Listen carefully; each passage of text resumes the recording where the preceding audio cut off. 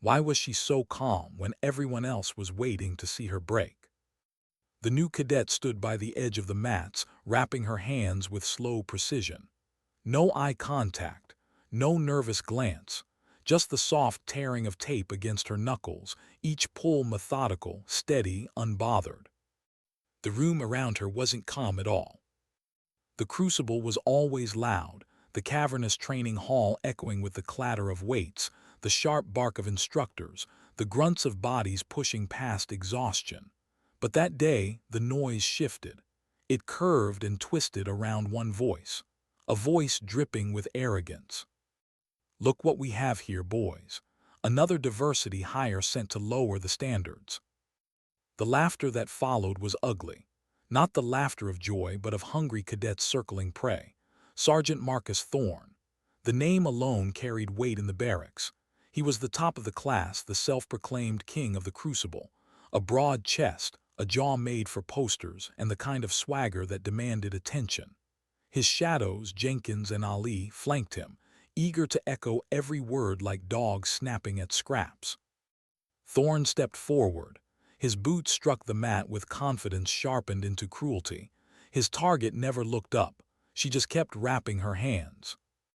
The silence from her was louder than his words. It cut deeper. "Seriously, sweetheart, did you get lost on your way to admin? This is where the warriors train. You break a nail and the whole base shuts down." More laughter, louder now, the kind that dared her to flinch. But she didn't. From above, in the shadowed observation deck, General Hayes leaned forward. He wasn't listening to Thorne. Not really. His eyes tracked her hands, her stance, the faint scars stretched across her knuckles. Details no one else noticed.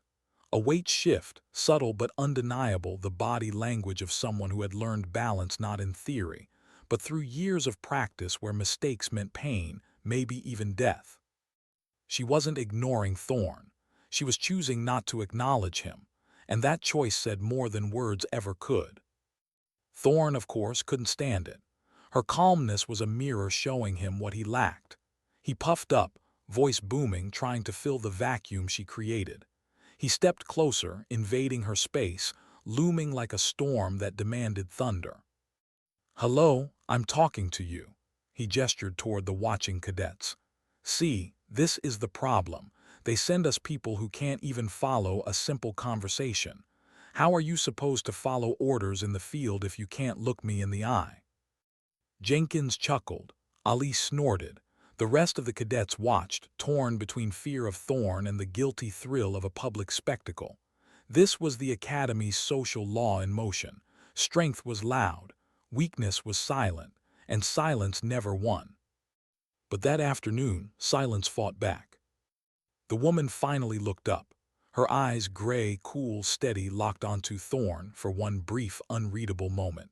Not anger, not fear, just observation. As if she were studying a shape, an angle, a problem to be solved. Then she gave a single, almost invisible nod, a flicker of acknowledgement, and looked back down to her hands. To Thorne, it wasn't acknowledgement, it was dismissal. The smallest gesture had reduced him to background noise. His face flushed. He clenched his fists. He wanted her to break, to stammer, to plead, to fight. Anything but this terrifying stillness. Master Sergeant Croft, watching from the side, didn't intervene. He'd seen it all before. The Crucible wasn't just a training floor. It was a forge, and the forge was merciless. The room shifted again when Croft barked the announcement. "Listen up, final evaluation begins now. King of the Hill, last 3 standing get my recommendation, the rest of you logistics." The murmur that followed was electric. This was it. Everything months of training had been building toward. A chance to prove yourself, to fight for something more than a uniform. Thorne's hand shot up before Croft even finished speaking. "I'll go first, Sergeant, and I'll take the new candidate." He jabbed a thumb at her, grinning wide. "Let's get the easy one out of the way." A few cheers broke out. Others just stared. The woman tightened the last strip of tape, pressing it down with a precision that felt final. She rose. For the first time, the cadets saw her fully. She wasn't tall, she wasn't broad, but she wasn't small either. She was compact, dense. Every line of her body, hidden under fatigues, spoke of a purpose no one had bothered to look for. She walked toward the mat with a glide so smooth it unsettled even those who had mocked her seconds earlier. She didn't strut, she didn't posture, she just moved, silent, inexorable. And when she stepped into the circle, the world around her faded. The whispers, the jeers, the shifting of feet, all of it blurred into background noise. Her breathing steadied, a rhythm as natural as the tide. Thorne bounced on his feet, rolling his neck, cracking his knuckles, playing to the crowd. His energy filled the room. Her calm drained it.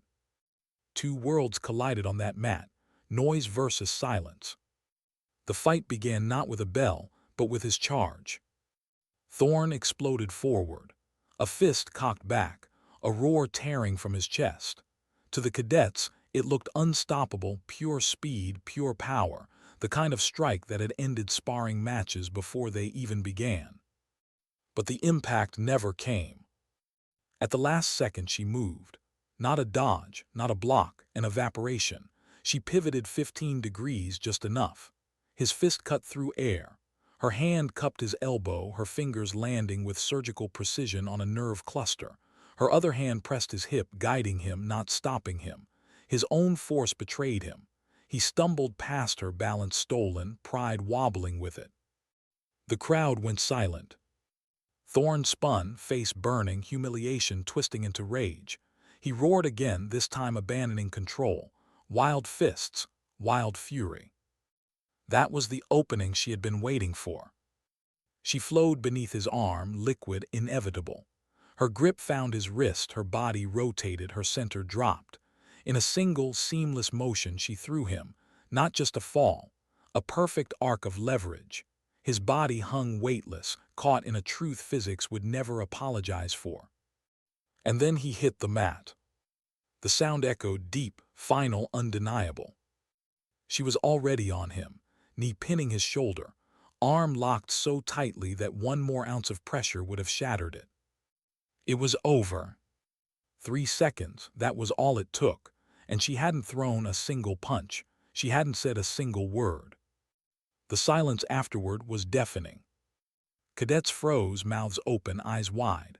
Thorne's arrogance crumbled into something raw, horror, disbelief. His chest heaved. His voice broke into a whisper. "That's not possible." But it was. Up on the deck, General Hayes began his descent. His footsteps rang against steel stairs, each one slicing through the silence. No one dared breathe. He didn't look at the cadets, didn't even glance at Thorne sprawled on the mat. His eyes were fixed on her. She had already released the hold, standing again in that same neutral posture, as if nothing had happened. Hayes stopped in front of her, his voice carried, calm and resonant. The parry was Krav Maga, textbook, but the transition, that throw, systema. Who was your instructor? And for the first time she spoke. Her voice was clear, even, almost cold. "Master Chief Petty Officer Thorne, sir, my father." The cadets blinked. The name stung. Thorne, like Marcus Thorne, but Hayes understood immediately. The legendary Chief Thorne, a ghost within the community, a man whose techniques had shaped modern warfare. The puzzle clicked. Hayes ordered Croft to pull up her record. The silence deepened as Croft tapped his tablet, his face pale as the details unfolded. Name Vance M. Previous service, United States Navy.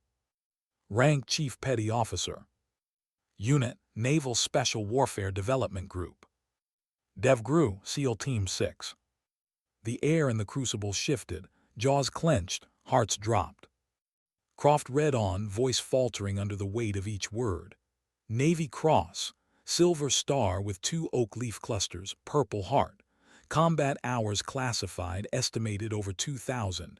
Advanced Breacher, Jump Master, Master Marksmanship Instructor, Tier 1 Operator. Each detail was a hammer blow. Each fact stripped away another layer of arrogance, of assumption, of ignorance. And then Hayes, the general, The man whose presence bent every spine stood before her, raised his hand and gave a perfect salute. Not the casual salute for a junior, a salute reserved for legends. "Chief Vance," he said, "it is an honor." The room held its breath, and she, silent as ever, returned the salute. The Crucible had witnessed 1,000 fights, but that afternoon it witnessed something more dangerous than fists, louder than arrogance. It witnessed silence win, and no one in that room would ever forget it. How fast does a story spread when no one wants to believe it, yet no one can look away? By evening chow, the Crucible's silence had already turned into wildfire. It began as whispers in the corridors, half-truths, fragments. She took him down. No, she destroyed him. Thorne didn't even touch her.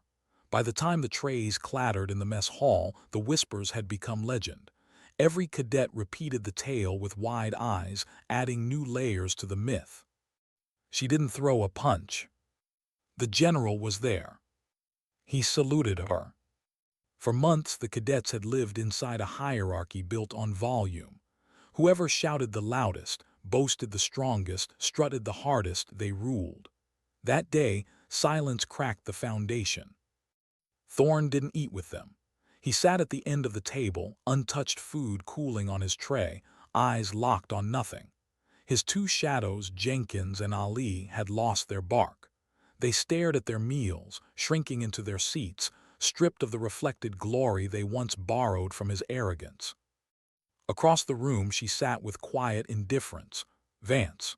No one dared sit beside her, not yet. The seat at her table was empty, a silent moat around her presence. She didn't demand it. She didn't even notice. She ate in silence, steady and calm, as if the events of the day had meant nothing at all. But to the others, they meant everything. That night the Crucible's security footage leaked.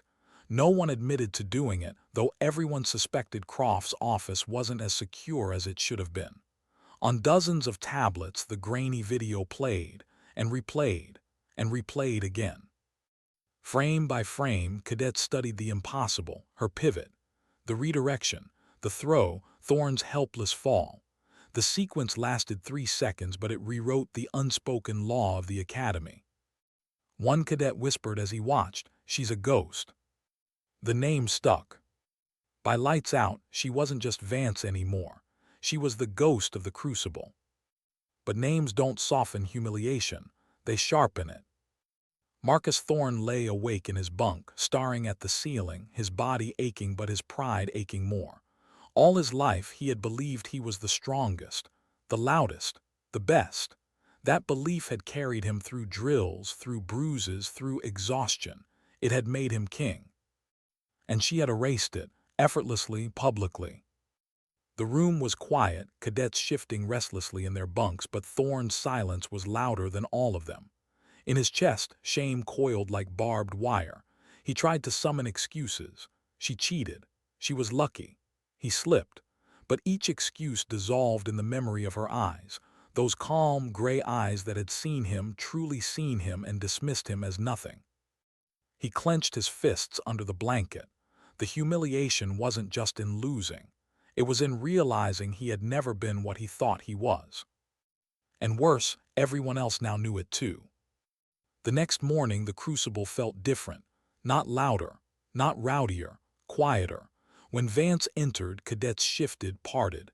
She walked through them without hesitation, without acknowledgement, as though their reactions meant nothing. Some avoided her gaze, shame gnawing at them for the laughter they joined the day before. Others stared with a strange reverence, unsure if they should salute or kneel. But she gave them nothing, no nod, no smirk, just that steady neutrality that unsettled them more than any boast. The shift unsettled Croft too. He was no stranger to power dynamics among cadets, but this was different. This wasn't just respect, it was fear mingled with awe, and that kind of silence could reshape the entire culture of the academy. He tested it during drills, pushed her harder, longer. She didn't flinch, didn't break. He paired her with cadets twice her size in sparring rotations. Each time she dismantled them not brutally but efficiently, enough to make a point, enough to leave them shaken. It wasn't domination, it was demonstration. And each time she walked away without a word, the whispers grew louder. She's not just good, she's different.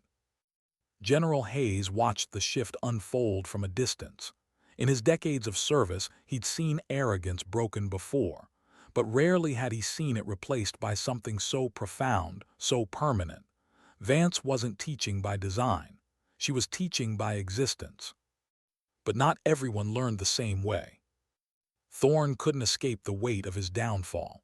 His fellow cadets avoided him, not out of cruelty but out of instinct. He was no longer king. He was a ghost too, but not the kind they admired. When Hayes summoned him, the shame hardened. Thorne stood at attention before the general's oak desk, sweat dampening his collar. Hayes didn't shout. He didn't need to. His voice was low, heavy, sharper than any bark. You have talent, Thorne, but talent is wasted on arrogance. You stood in the presence of greatness, and all you saw was a target for your own insecurity. Chief Vance has carried brothers out of fire you can't even imagine. She has bled for the flag you salute, and you treated her like an inconvenience. The words carved into him one by one. His face burned, his throat clenched. For the first time, Marcus Thorne had no defense, no swagger, nothing, just silence.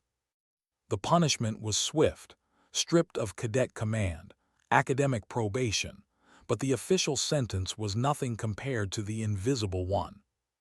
The fall from arrogance into humility is a long drop, and it hurts. That evening, Thorne skipped dinner. He sat outside the Crucible, staring at the doors, hearing the whispers through the walls. She dismantled him. The general saluted her. And in that silence, he began to hear something else, something he'd ignored his entire life, his own doubt. Inside, Vance was the same as always, helping others tape their hands, adjusting a cadet's stance on the mats, correcting breathing at the firing range, never raising her voice, never demanding attention, just being. And yet, every cadet watched her now. The mat where she had thrown Thorne became sacred ground. They paused before stepping onto it, not out of superstition but out of respect. It was no longer just canvas. It was a reminder. One still image from the security footage began circulating. A blurry freeze frame of her face, calm, focused, unshaken as she executed the throw. Someone had printed it and pinned it to the bulletin board beside the training schedules. No caption. None was needed. Her silence had already become legend. But legends are dangerous. They inspire, they unsettle, they challenge everything people thought they knew. For Thorne, the legend burned. For the others, it planted seeds, seeds of caution, seeds of humility, seeds of a question none dared speak aloud. If she had been hiding this truth all along, what else hadn't they seen? How do you face the person who destroyed you when the entire world saw it happen? Marcus Thorne waited for days before he found the courage. The Crucible incident had settled into the Academy's bloodstream. It wasn't a rumor anymore. It was fact, immortalized in replayed footage and whispered retellings. Cadets didn't laugh as loudly in the mess hall. They didn't boast as carelessly in the barracks. They didn't assume silence meant weakness anymore. The loudest shift was the quietest one. Vance never acknowledged the legend she'd become. She didn't bask in it, didn't warn others with it. She simply carried on drilling, sparring, correcting, observing. She was present without demanding presence, and that somehow made her loom even larger. For Thorne, each day was a weight. His swagger, once magnetic, had curdled into absence. Cadets no longer sought his approval. No one laughed at his jokes. Jenkins and Ali, stripped of their reflected arrogance, avoided eye contact with everyone, including him. He trained harder than ever, pushed his body to exhaustion. But the harder he pushed, the clearer it became. He wasn't chasing strength. He was chasing her shadow, and the shadow didn't move. A week passed before he found her alone on the firing range. It was late afternoon. the sun painting the horizon with muted gold. The range was nearly empty. Vance stood behind a nervous first-year cadet guiding his stance. Her voice was low, even patient. Relax your shoulders, breathe in slow, exhale on the trigger not before. The cadet fired. The shot landed near center. He blinked, startled at his own improvement. She gave him a small nod. No praise, no smile, just quiet acknowledgement. For him, it was enough. Thorne waited until she finished. His hands clenched and unclenched at his sides. He felt smaller than he ever had in his life, but also heavier, as though carrying something that could no longer be ignored. When the cadet walked off, he stepped forward. She noticed him, of course. She always noticed, but she didn't react, didn't brace, didn't smile, just waited. His voice was low, barely a whisper, "Chief." The word caught in his throat. He swallowed hard. What I did, what I said, there's no excuse. It was arrogant, ignorant. I was wrong. For the first time in years, he looked someone in the eye without trying to win. And what she gave him back was the same neutral stare she'd given on the mat, but softer now.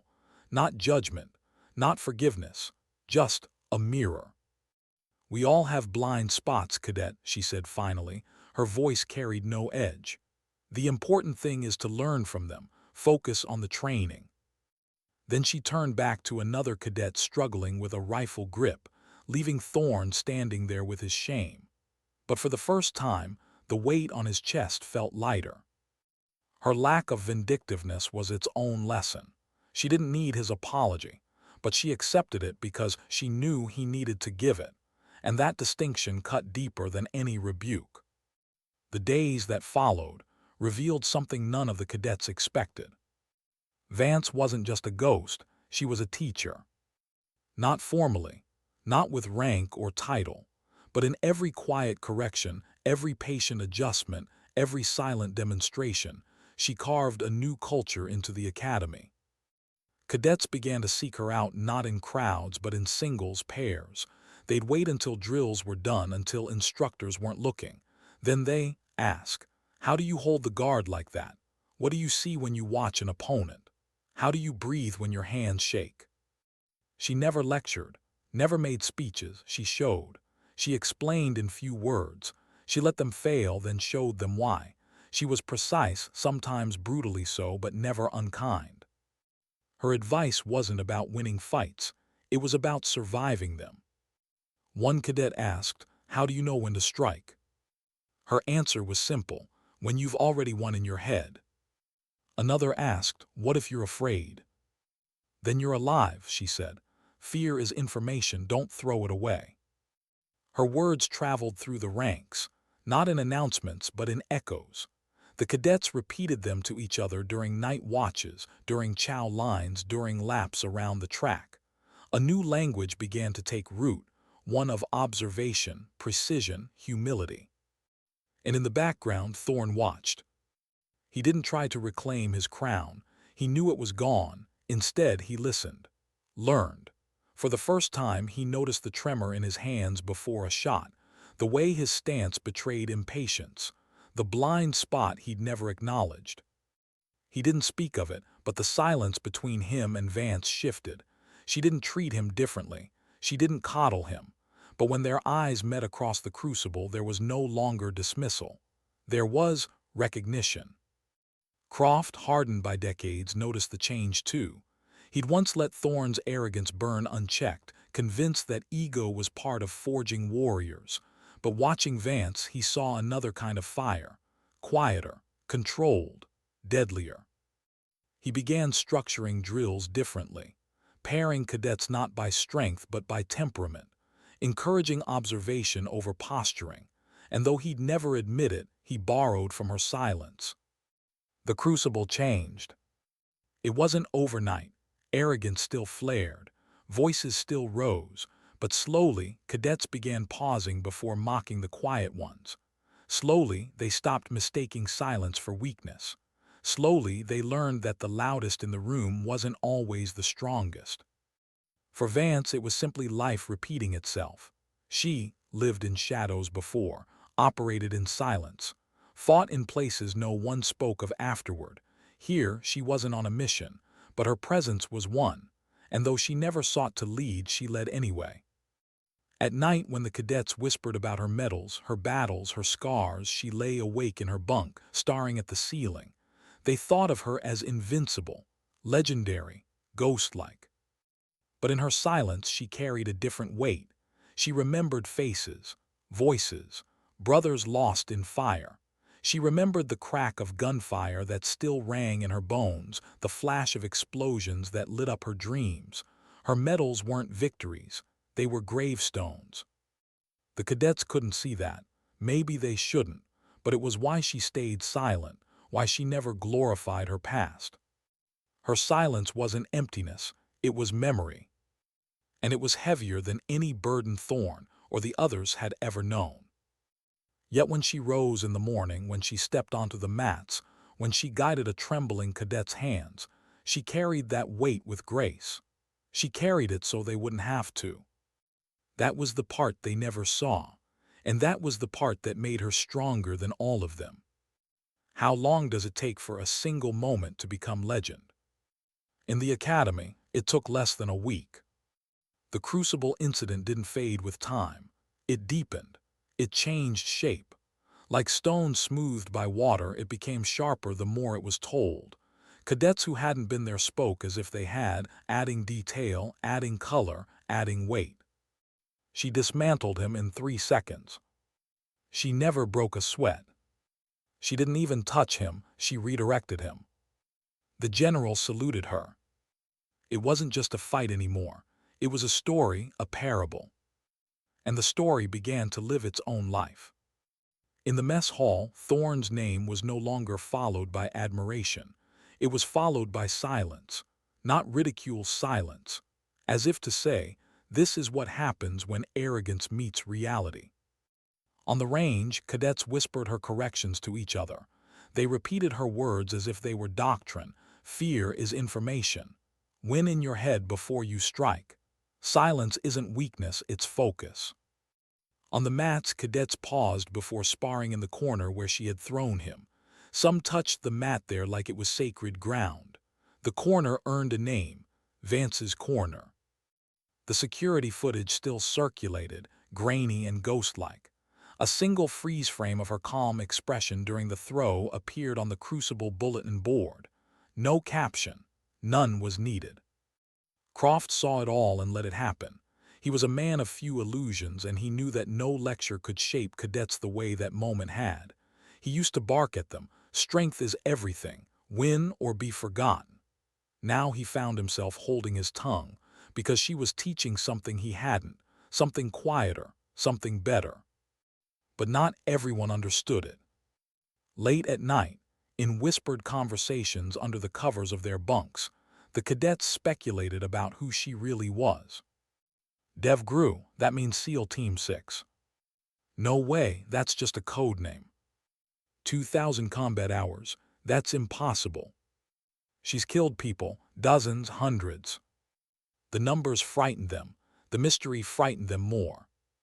But what frightened them most was that she never confirmed it, never spoke of it, never claimed it. Her silence was proof enough. For Thorne, the legend was a blade.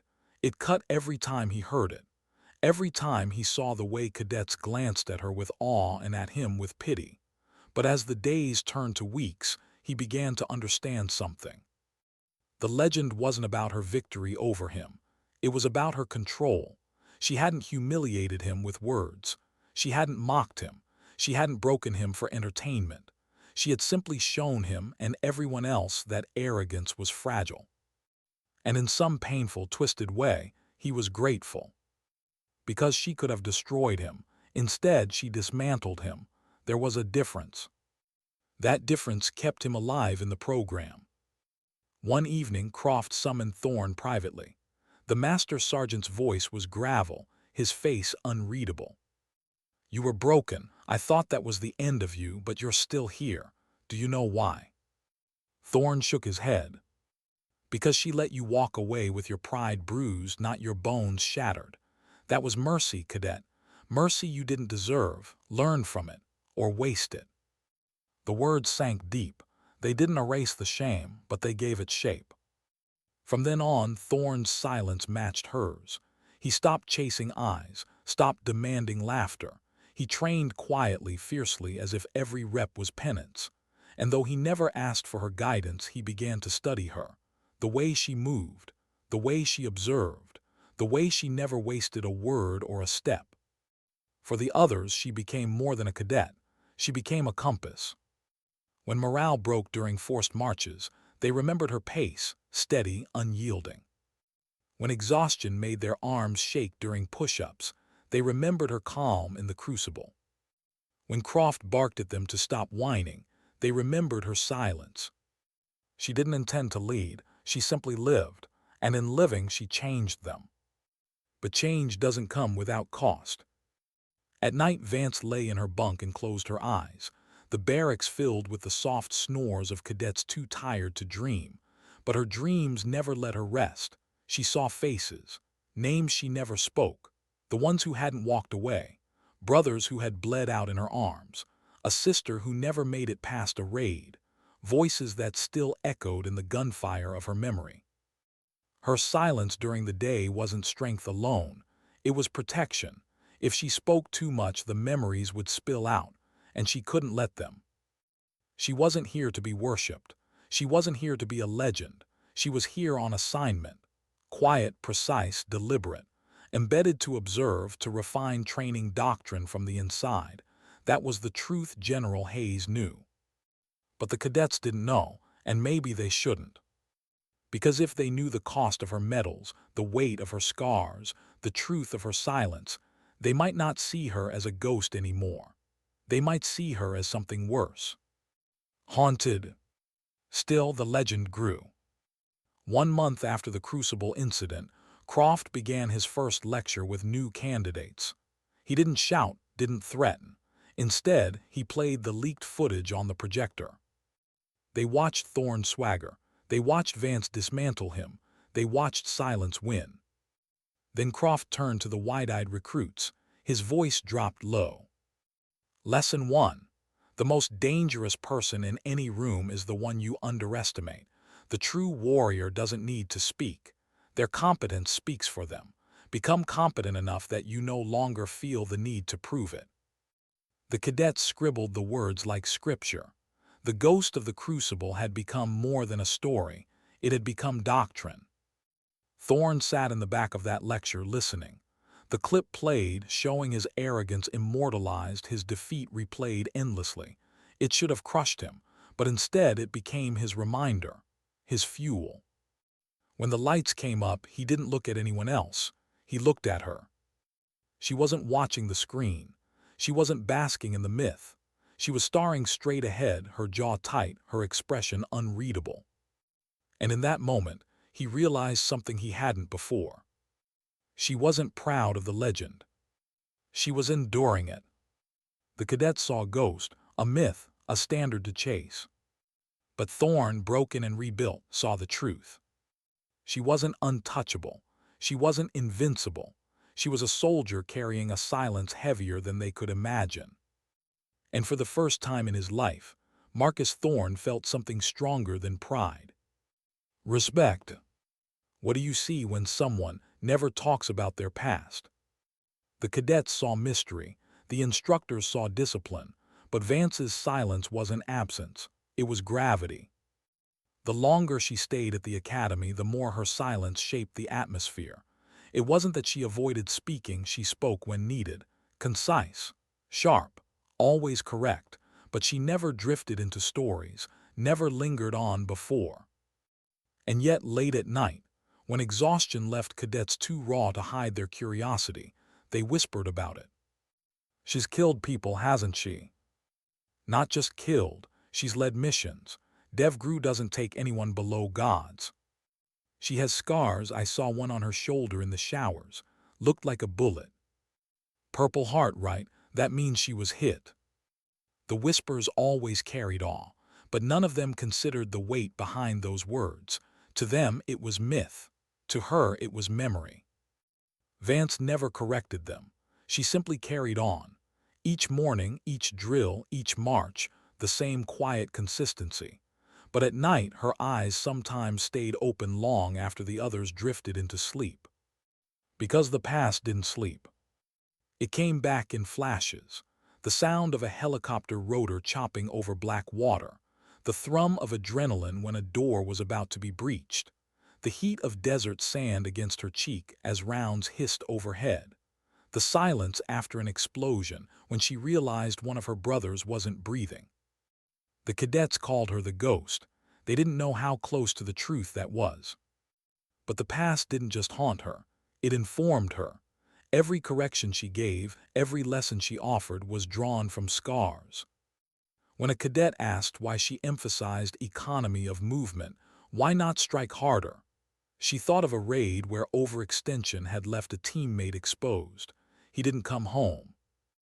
When another asked how to keep calm under pressure, she thought of the night she sat in the dark beside a wounded friend, counting every breath, knowing if she panicked he would die before evac arrived. She never told them those stories. She gave them distilled truth instead. Every wasted motion is time you don't have. Every ounce of panic is control you give away. Her past wasn't meant to inspire, it was meant to warn. But warnings aren't always heard until they're needed. The cadets grew under her influence. They stopped boasting about victories in sparring matches. Instead, they began trading observations. He drops his guard on the left. Watch her breathing, she tires after a minute. They studied each other like puzzles, not trophies. And with each change, the Crucible became less of a stage and more of a classroom. Thorne, once the loudest voice, became one of the quietest. His silence wasn't like hers, calm and controlled. His was heavier, built from shame. But over time, his silence began to shift too. It became thoughtful, intentional. He didn't chase cadets to follow him anymore. Instead, he lingered at the edges, listening, watching, learning. And in his humility, something surprising began to grow, respect, not just for her, for what she'd forced him to see in himself. One night long after lights out, Thorne lay awake. He turned over the memory again and again, her eyes in the Crucible, calm, dissecting, not cruel but utterly without doubt. It wasn't just that she'd beaten him. It was that she'd never once considered losing. And that realization burrowed deeper than any insult. He remembered Hayes' words in the office. You stood in the presence of greatness, and all you saw was a target for your own insecurity. That sentence haunted him more than the defeat itself, because it was true. And the more he watched her, the more he began to see what Hayes meant. Greatness wasn't the roar. It wasn't the chest puff. It wasn't the swagger. Greatness was the hand steady enough to guide another cadet's rifle, the breath calm enough to steady a heartbeat under fire, the silence that didn't need to prove itself. Greatness was Vance. But while the cadets reshaped themselves around her example, her past pressed harder against her silence. She never spoke of her father, though his name carried weight. Master Chief Thorne, a man whose teachings lived in muscle memory across the special warfare community. To the cadets, it was another piece of myth. To her, it was something far more complicated. Because her father hadn't just trained her hands, he trained her silence. Control the room by controlling yourself, he had told her as a girl. Never let them hear your pulse. He had given her the tools that had carried her into shadows most people would never see. But he had also given her the weight of a standard she could never put down. And sometimes when she watched the cadets laugh, their laughter lighter now, not cruel but human, she felt the absence of something she couldn't name. A normal youth she never had. A voice she never learned to use. But she carried that absence like she carried her scars, quietly, without complaint. One evening during night drills, Croft called for endurance sparring. Cadets rotated through opponents, round after round. By the time Vance stepped onto the mat, most were spent, dripping sweat, gasping for breath. She faced Jenkins, once Thorne's shadow, now visibly shaken at the thought. He lunged clumsily, more from fear than intent. She didn't strike, didn't throw, she just redirected. Again, again, again, until he collapsed, exhausted, untouched. Croft barked at the others. "Watch her, that's efficiency, that's control, that's how you outlast an enemy." The cadets nodded, wide-eyed, but none of them saw what she felt inside. The memory of nights when outlasting the enemy had meant watching her brothers bleed out while waiting for the fight to end. Her silence was her shield. After the drill, she sat alone for a moment, wiping sweat from her hands. The cadets gathered in knots nearby, buzzing with excitement about what they'd seen. But she wasn't listening. She was staring at her hands, at the faint silver lines across her knuckles. They saw strength. She saw ghosts. General Hayes saw it too, not the ghosts themselves, but the way they pressed on her shoulders. He never confronted her about it, never asked her to break her silence. He knew better. Some truths weren't meant to be spoken. But he did watch the cadets, and he knew. She had changed them. Whether she meant to or not, she had planted something in them that would last beyond graduation. And he also knew this. Legends don't last because of medals. Legends last because of the silence they leave behind. When does a lesson stop being an event and start becoming tradition? At the academy, it was the moment silence became the first rule. By the time winter rolled in, the Crucible felt like a different place. The clang of weights still echoed, the cadence of boots still thundered, Croft's bark still cut through the air like gravel. But underneath it all, there was something new, a watchfulness, a pause before words, a caution before judgment. The cadets didn't call it change, they just lived it. They studied hands more than mouths. They measured stances more than boasts. They noticed silences, not speeches. It was Croft who had drilled that into them. It was Hayes. It was the quiet shadow of Vance. She never asked for it, she never wanted it, but she couldn't stop it either. Her presence became ritual. On the mats, cadets bowed their heads for half a second before sparring in Vance's corner. At the range, they whispered her breathing cues before pulling a trigger. On long runs, when exhaustion burned lungs and legs, they repeated her words to each other like a mantra. Fear is information. Control is survival. The Crucible had always been a forge, but now it wasn't forging noise. It was forging silence. Croft didn't fight it. He leaned into it. He showed the footage of the takedown to every new rotation. He pinned the freeze frame to the wall where schedules once hung. He didn't need to shout anymore. The story did it for him. But no one felt it sharper than Marcus Thorne. Every time the footage played, it replayed his fall. Every time cadets whispered her name, it whispered his failure. And yet, over the months, the humiliation shifted. What had once been shame alone began to transform into something else. It became his compass. He started over. He drilled fundamentals. He studied her movements not to copy them but to understand their logic. He learned patience, something he'd once mocked. He stopped seeking attention and started seeking efficiency. The arrogance never returned, but something quieter took its place, a determination, a humility sharpened into strength. Still, the legend didn't belong to him. It belonged to her. And she carried it like she carried everything else, silently. At night, when the cadets celebrated their small victories with laughter that rang through the barracks, she lay awake staring at the ceiling, replaying memories she never spoke aloud. A mission gone wrong in the mountains, snow swallowing the sound of her brother's last breaths. A rooftop extraction under tracer fire, her shoulder torn open, hands slipping on her own blood as she dragged a teammate to the helicopter. A child's face in a village, eyes wide, too wide, before the silence of aftermath. The cadets thought she was a ghost because she was untouchable. The truth was harder. She was a ghost because she had been haunted long before she arrived. General Hayes knew.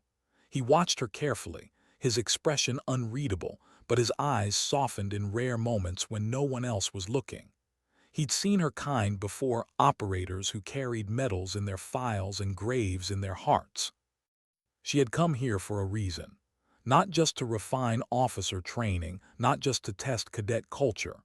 She had come to see if silence could still teach, if discipline could still be handed down without stories, if she could pass on something other than scars. And in the cadet's eyes, in the way they changed, she saw an answer she hadn't expected. It wasn't pride, it wasn't vindication, it was something gentler, hope. But hope is fragile. One evening, the Crucible held another evaluation, not as dramatic as the first, but grueling all the same. Endurance drills, rotations, final sparring rounds. The cadets had improved. They weren't as loud anymore. They weren't as reckless. They fought smarter, calmer.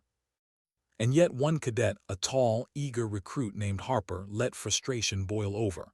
He swung wildly during a sparring round, too fast, too sloppy. His partner stumbled. The match ended in near injury. Croft barked, furious. But before he could step in, Vance crossed the mat. She didn't shout, she didn't scold, she simply took Harper's stance herself. Quiet, controlled, she raised her hands. Again. The cadets hushed. Harper swallowed hard, sweat dripping down his face. He squared against her. The exchange was short, efficient. She flowed around him, redirecting, dismantling, never striking. Each failed attempt at control left Harper panting harder, his eyes wider. Finally, she let him collapse, unhurt but utterly spent. She helped him to his feet. Her voice was even. "Your anger wasted more energy than your opponent ever could. Control yourself, or you'll never control the fight." The cadets nodded, whispering the words as if engraving them. Harper bowed his head, shame burning his cheeks, but something else flickered in his eyes too: understanding. Thorne watched from the sideline, and in that moment he realized something. Her silence wasn't just a shield. It was a language. Every motion, every pause, every choice was a sentence she was writing into them. The next day he sought her out again, not for apology this time, for something else. He found her near the obstacle course, where she was watching two first-years stumble over the wall climb. "Chief," he began, the words softer now, almost reverent. She turned, eyes steady. "I need to ask," he said, "how do you carry it?" She tilted her head faintly. "Carry what?" "The weight," he said simply, "of being what you are." For a long moment she said nothing. Her gaze drifted back to the cadets on the wall, their hands slipping, their bodies straining. Finally she answered. "You don't carry it, you learn to let it carry you, or it breaks you." He nodded, though he didn't fully understand. Not yet, but he knew it mattered.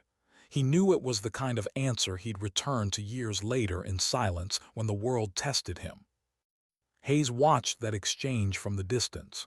He said nothing, but in his chest, a thought settled like a stone. The assignment was nearly complete. Vance had done what few ever could. She had shifted not just a class but the DNA of the academy. Soon she would leave. But her silence would remain.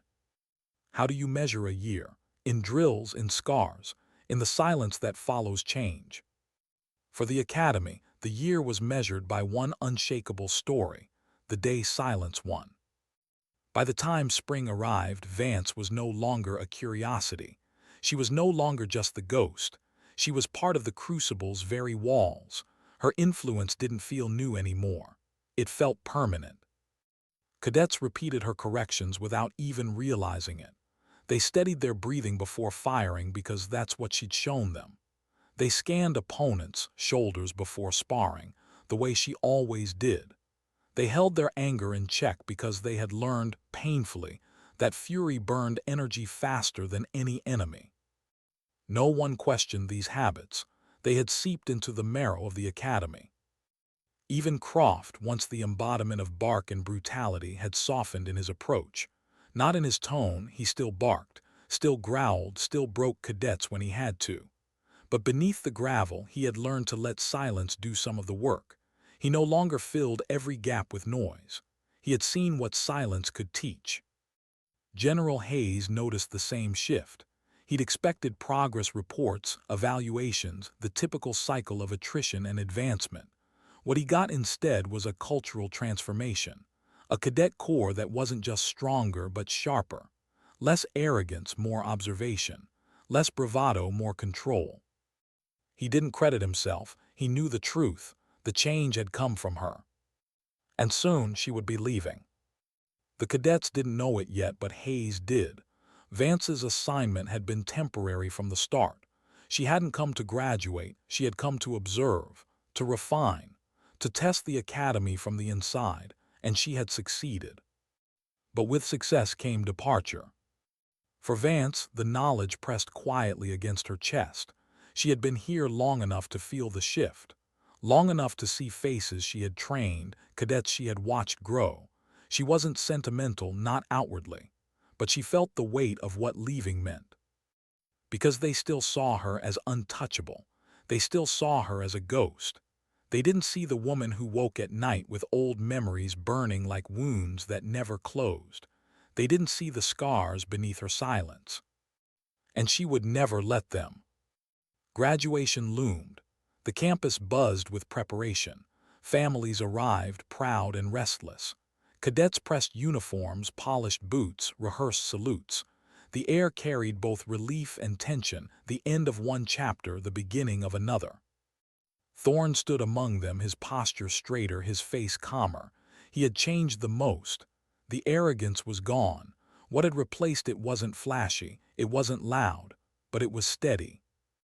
He would not graduate at the top of his class. That honor had slipped away with his fall, but Hayes had allowed him to stay, had given him the chance to rebuild, and he had taken it, quietly, relentlessly. On the morning of graduation, the sky was crisp and clear, the parade grounds lined with families, faculty, and officers in full dress. Flags snapped in the wind. The cadets marched in formation, rows of faces hardened by a year of fire. Vance stood among them, her bars gleaming. She blended into the formation, just another cadet, but the whispers never stopped.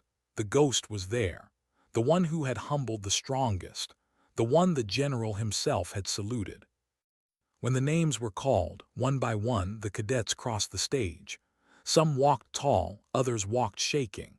Each was met with applause, cheers, the pride of families who had waited for this day. When Vance's name was called, there was no cheer, no roar, just silence. Families didn't know her story, but the cadets did, and they held their breath as she crossed. Hayes stood waiting at the center of the stage. His expression gave nothing away, but when she saluted, his return was sharp, perfect, measured. He didn't say her name. He didn't have to. The salute carried everything: respect, recognition, gratitude. She stepped down without pause, disappearing back into the line as quickly as she had emerged. Thorne crossed later. His assignment wasn't what it once might have been. He wasn't heading to the Special Forces track. He would be infantry now, a standard commission, nothing legendary. But he carried himself without bitterness. His step was calm, his salute steady. And when he left the stage, his eyes found hers, just for a moment. He gave a nod, not the arrogant tilt of his old self, but a slow, respectful nod. A gesture of acknowledgement, not to a ghost, but to the woman who had stripped him bare and forced him to rebuild.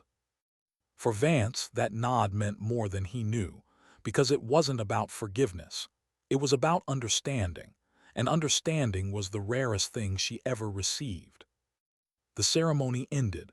Families embraced their cadets. Officers congratulated. The crowd buzzed with pride, and quietly, without fanfare, Vance slipped away. She didn't linger for photos. She didn't bask in celebration.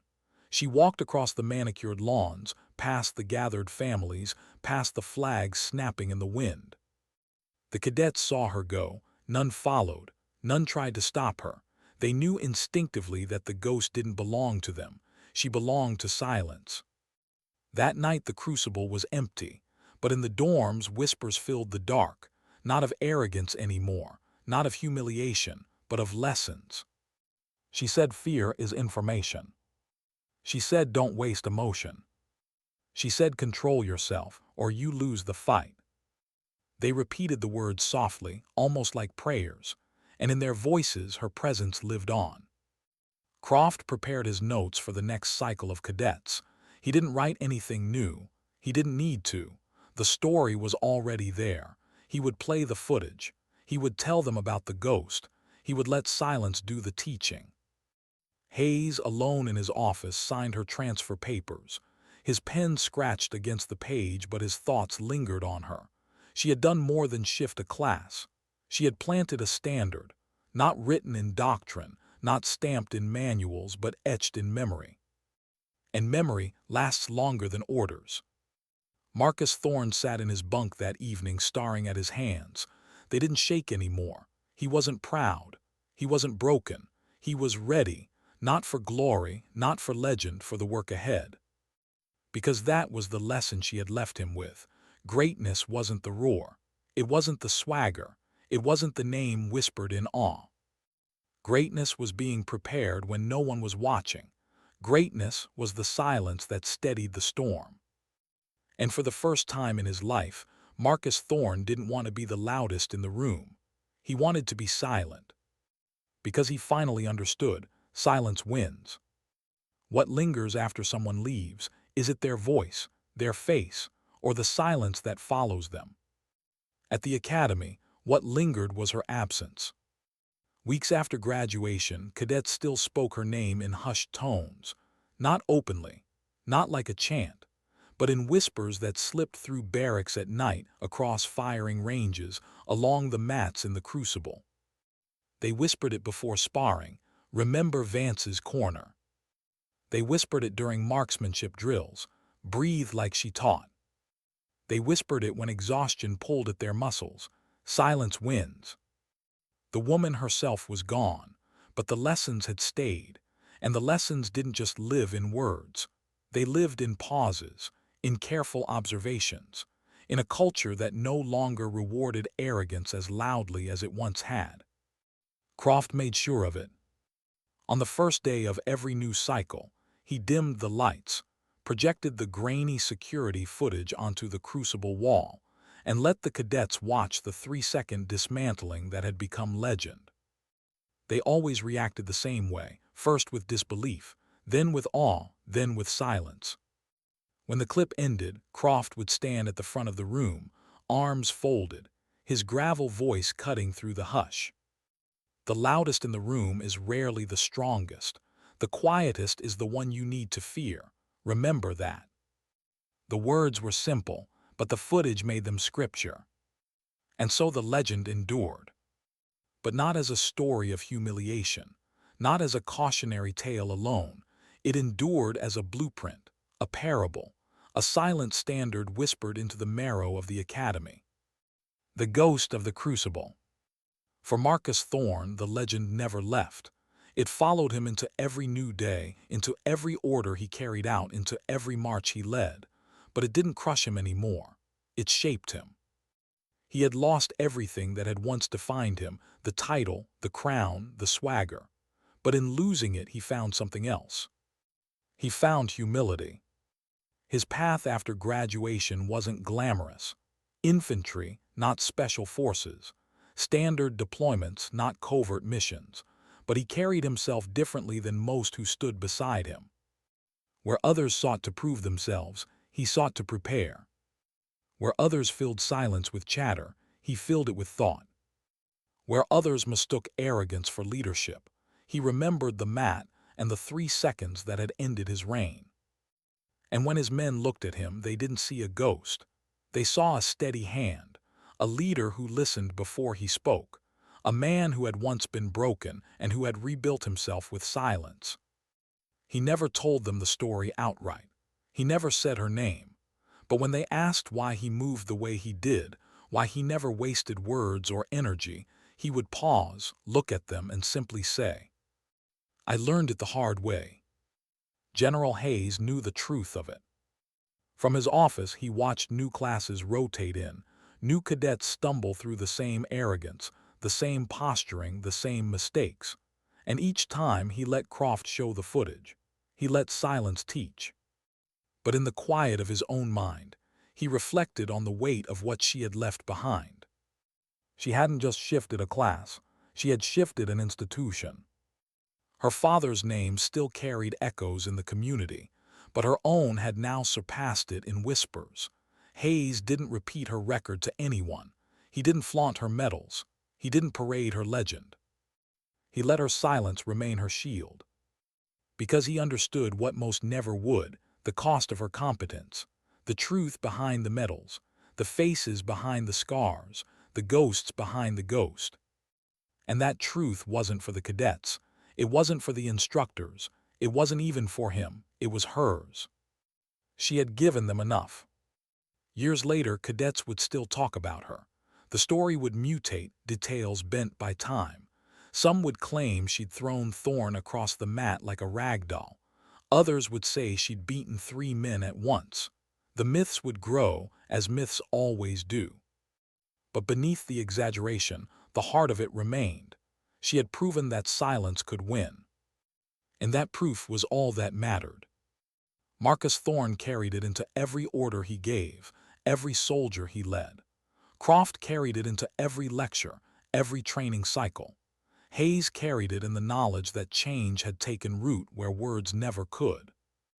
And somewhere beyond the academy, far from the Crucible, Vance carried it too. Not as pride, not as glory, but as memory. She never sought the legend. She never embraced the name. She simply lived her silence, and in doing so, she left behind something louder than any speech. A lesson. That true strength isn't in domination. It isn't in arrogance. It isn't in the roar of a voice or the weight of medals. True strength is in control, in stillness, in resilience. True authority isn't granted by rank. It's earned in the quiet moments when you act, not for applause, but because it must be done. And dignity, real dignity, doesn't speak. It simply acts.